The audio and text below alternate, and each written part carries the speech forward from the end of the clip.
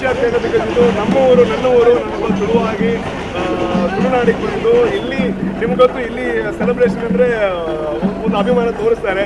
ಆದರೆ ಇಷ್ಟು ದೊಡ್ಡ ಮಟ್ಟದಲ್ಲಿ ಪ್ರೀತಿ ತೋರಿಸ್ತಾ ಇರೋದು ನಾನು ಬಿಗ್ ಬಾಸ್ ಗೆಲ್ಲೋದಕ್ಕೆ ಇದೊಂದು ದೊಡ್ಡ ಕಾರಣ ಅಂತ ನಿಮ್ಗೆ ಗೊತ್ತಿದೆ. ಮೊದಲು ಇಲ್ಲಿಂದ ಅಂದರೆ ಇಲ್ಲಿ ನಾನೊಬ್ಬ ತುಳು ನಟನಾಗಿ ಅಲ್ಲಿ ಹೋಗಿರೋವಂಥದ್ದು. ಸೊ ಇಲ್ಲಿ ನಾನು ಲೇಟಾಗಿ ಬಂದರೂ ಹೇಳ್ತಾ ಇದ್ರು, ಪರವಾಗಿಲ್ಲ ನೀವು ಲೇಟಾಗಿ ಬನ್ನಿ, ಅಲ್ಲೆಲ್ಲ ಮುಗಿಸ್ಕೊಂಡು ಬನ್ನಿ ಅಂತ.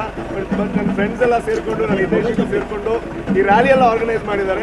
ನಾನು ಎಕ್ಸ್ಪೆಕ್ಟೇ ಮಾಡಿದ್ದಿಲ್ಲ. ನನಗೆ ಕೊರಗಜ್ಜನ ಹತ್ರ ಹೋಗ್ಬೇಕಿತ್ತು, ಬಟ್ ಇಲ್ಲೆಲ್ಲ ಇಷ್ಟೆಲ್ಲ ಪ್ಲಾನ್ ಮಾಡಿದ್ದಾರೆ. ತುಂಬ ಖುಷಿ ಆಗುತ್ತೆ. ಈಗ ನಿಮಗೆ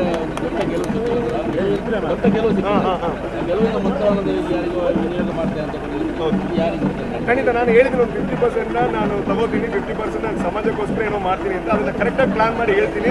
ಒಂದು 2-3 ಫ್ಯಾಮಿಲಿ ಆಲ್ರೆಡಿ ನೋಡಿದ್ದೆ ನಾನು. ಅವ್ರಿಗೊಂದು ಸ್ವಲ್ಪ ಮನೆ ತುಂಬ ಕೆಟ್ಟ ಪರಿಸ್ಥಿತಿಯಲ್ಲಿತ್ತು, ಅವ್ರಿಗೊಂದು ಒಳ್ಳೆ ರೀತಿಯಲ್ಲಿ ಅವ್ರಿಗೆ ವ್ಯವಸ್ಥೆ ಮಾಡಬೇಕು ಅಂತ. ಖಂಡಿತ ಮುಂದಿನ ದಿನಗಳಲ್ಲಿ ಮಾಡ್ತಾರೆ. ಸರ್, ಈಗ ಕೊರಗಜ್ಜನ ಮನೆಗೆ ಅಲ್ಲಿ ಹೋಗ್ಲಿಕ್ಕೆ ಏನು ಮೊದಲೇ ನಿರೀಕ್ಷೆ ಮಾಡಿ ಬಿಗ್ ಬಾಸ್ ಮನೆಯಲ್ಲಿ ನಿರೀಕ್ಷೆ ಮಾಡಿದ್ರೆ ಏನು? ಹೌದು, ಒಂದಂದ್ರೆ ನಾನು ಕೊರಗಜ್ಜನನ್ನ ತುಂಬಾ ಆರಾಧನೆ ಮಾಡ್ತೀನಿ. ಅಲ್ಲಿ ಟಾಸ್ಕ್ಗಳಾದಾಗ ಕೊರಗಜ್ಜ ಅಂತಾನೆ ಹೇಳ್ತಾ ಇದ್ದಿದ್ದು. ಆ ಮನೆಯಲ್ಲಿ ಫುಲ್ಲು ಕೊರಗಜ್ಜ ಅಂದ್ರೆ ಫೇಮಸ್ ಅಲ್ಲಿ. ನಾನು ಅಂದ್ಕೊಂಡಿದ್ದೆ, ನಾನು ಗೆಲ್ಲೋದು ಬೇಡ, ಟಾಪ್ 5 ಅಲ್ಲಿ ಬಂದ್ರು ಮಂಗಳೂರಿಗೆ ಬಂದಾಗ ಫಸ್ಟ್ ಹೋಗೋದು ಕೊರಗಜ್ಜರಿಗೆ ಅಂತ. ಸೊ ಅವ್ರು ಗೆಲ್ಸಿದ್ದಾರೆ ಕೊರಗಜ್ಜ, ಸೊ ಅಲ್ಲಿಗೆ ಹೋಗ್ಬೇಕು ಫಸ್ಟ್ ಅಂತ.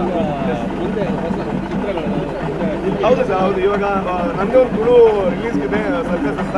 ಆಮೇಲೆ ಇವಾಗ ಒಂದು 4-5 ಕನ್ನಡ ಸಿನಿಮಾಗಳು ಆಲ್ರೆಡಿ ಬಂದಿದೆ. ನೆಕ್ಸ್ಟ್ ವಾರ ಅದ್ರದ್ದೆಲ್ಲ ಒಂದು ಕನ್ಫರ್ಮೇಷನ್ ಮಾಡ್ಬೋದು.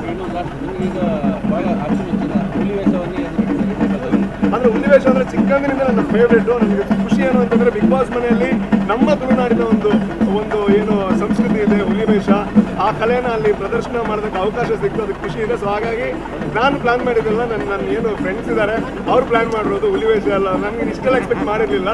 ತುಂಬ ಖುಷಿ ಆಯಿತು.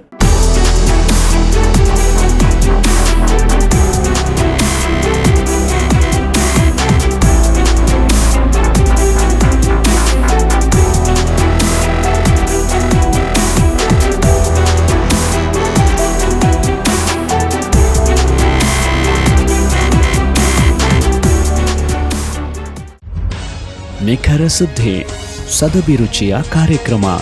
ನೀವು ನೋಡ್ತಾ ಇದ್ದೀರಾ ಕಹಳೆ ನ್ಯೂಸ್, ಸಮಾಜದ ಜಾಗೃತಿಗಾಗಿ ವಸ್ತುನಿಷ್ಠ ವರದಿ.